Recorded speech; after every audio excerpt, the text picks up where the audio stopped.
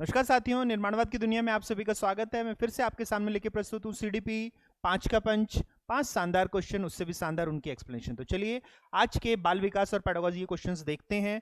तो पहला क्वेश्चन आपके सामने, which of the following statement about intelligence is correct? बुद्धि के बारे में निम्नलिखित कथनों में से कौन सा सही है? तो यहां पर हम बात करेंगे इंटेलिजेंस के, हमें अलग अलग स्टेटमेंट दे रखे हैं, इनको देखते हैं। पहला है intelligence relatively permanent, change in behaviour, बुद्धि अनुभव के परिणाम के रूप में व्यवहार में एक अपेक्षाकृत स्थायी परिवर्तन है। ये अगर मैं डेफिनेशन देखूं तो ये डेफिनेशन लर्निंग की है, ना कि इंटेलिजेंस की। ये अधिगम की परिभाषा हमें देखने को मिल रही है, तो ये अधिगम की परिभाषा है, इसलिए ये आंसर तो नहीं हो सकता। Intelligence is hereditary trait that involves mental activities such as memory and reasoning. बुद्धि केवल एक अनुवांशिक विशेषक है जिसमें मानसिक गतिविधियां जैसे स्मरण और तर्क शक्ति शामिल होती है। तो ये हमारे पास फ्लूइड और इंटेलिजेंस, जो फ्लूइड और क्रिस्टल थ्योरी है, उसका विरोध करता है, क्योंकि हेरिडिटी जो होती है वो फ्लूइड होती है हमारी, वो हमारा तरल पदार्थ होता है। जो ठोस पदार्थ होता है वो होता है अनुभव, नेचर होता है, प्रकृति होती है। तो इसलिए इसमें उसके ऊपर बात नहीं की गई है, इसलिए अधूरा कथन है, ये आधा कथन है। केवल हमारे पास हेरिडिटी नहीं, साथ ही साथ एक्सपीरियंसेस और लर्निंग, अनुभव और अधिगम भी होते हैं, जो क्रिस्टल है हमारे इंटेलिजेंस का, जो बुद्धि का ठोस भाग कहलाएगा। तरल भाग होता है हमारे हेरिडिटी, हमारी अनुवांशिकता हमें तरल भाग देती है। ठोस भाग हमारा अनुभव देता है, हमारे एक्सपीरियंस, अधिगम, लर्निंग देता है, अधिगम देता है। फिर intelligence is multi dimensional including several abilities not entirely measurable but intelligence test. बुद्धि बहुआयामी है जिसमें बुद्धि परीक्षणों के द्वारा पूर्ण रूप से परिमेय न की जाने वाली कई योग्यताएं शामिल है। ये कथन हमारे पास ठीक है। 3 जगह हमें ये कथन देखने को मिलता है। किस किस जगह? हम अगर देखें कि हमारे पास मल्टीपल इंटेलिजेंस थ्योरी है, गार्डनर की बहुबुद्धि सिद्धांत है, वहां पर ये कथन ठीक देखने को मिलता है। ट्रायर की थ्योरी है, त्रिचापीय सिद्धांत है हमारे पास स्टर्नबर्ग का, वहां ये सही देखने को मिलता है। और 3 डायमेंशनल मॉडल है हमारा, जो हम देखेंगे, हमें त्रिआयामी जो चित्र देखने को मिलता है, वहां पे भी हमें ये ठीक देखने को मिलता है। तो इसीलिए ये कथन हमारे पास ठीक है। एबिलिटी टू थिंक कन्वर्जेंटली, बुद्धि अपसारी रूप से सोचने की क्षमता है। तो यहां पर हमने डायवर्जेंट, कन्वर्जेंट, दो एनालिटिकल और क्रिटिकल, चारों को मिलकर बुद्धि बनती है हमारे पास। सिर्फ कन्वर्जेंस से नहीं बनती, सिर्फ अभिसारी से नहीं बनती, अभिसारी, अपसारी, विश्लेषणात्मक और फिर हमारे पास आलोचनात्मक, इन चारों से मिलकर हमारे पास हमें बुद्धि देखने को मिलेगी। तो इसीलिए ये भी हमारे पास अधूरा कथन है। आंसर यहां पर तीसरा रहेगा।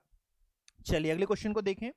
इन progressive education children are seen as, प्रगतिशील शिक्षा में बच्चों को किस तरह से देखा जाता है? तो प्रगतिशील शिक्षा में बच्चों को हम देखते हैं एक्टिव एक्सप्लोरर के रूप से, सक्रिय अन्वेषकों के रूप से।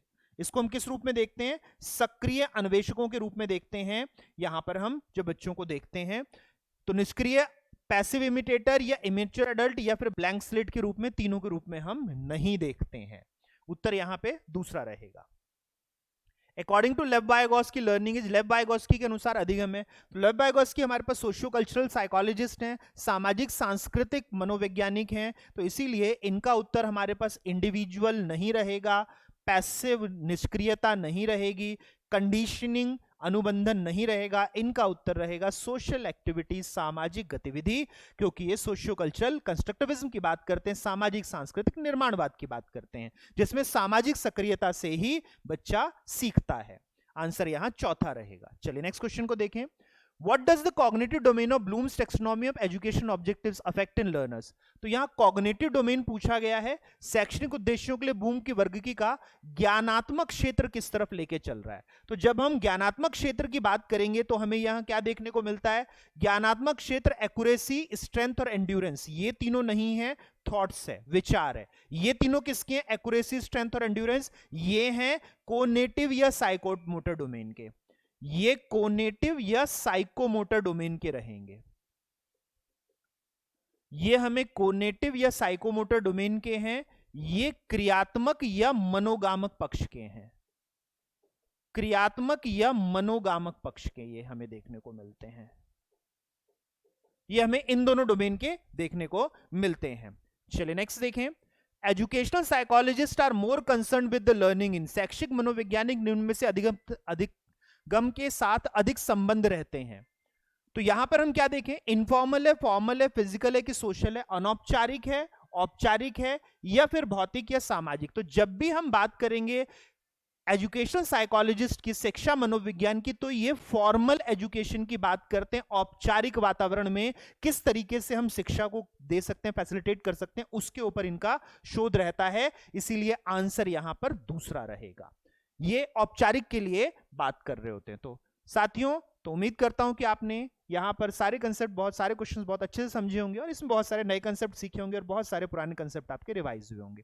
इसी तरह की और वीडियो लेके मैं आपके सामने प्रस्तुत होता रहूंगा। जितने साथी इस वीडियो को देख रहे हैं, आप सभी का धन्यवाद। अगर अभी तक वीडियो को लाइक नहीं किया तो वीडियो को लाइक करें, चैनल को सब्सक्राइब करें और अधिक से अधिक साथियों को शेयर करें इस वीडियो को। अगली वीडियो में फिर मिलते हैं। नमस्कार। देखें कौन है।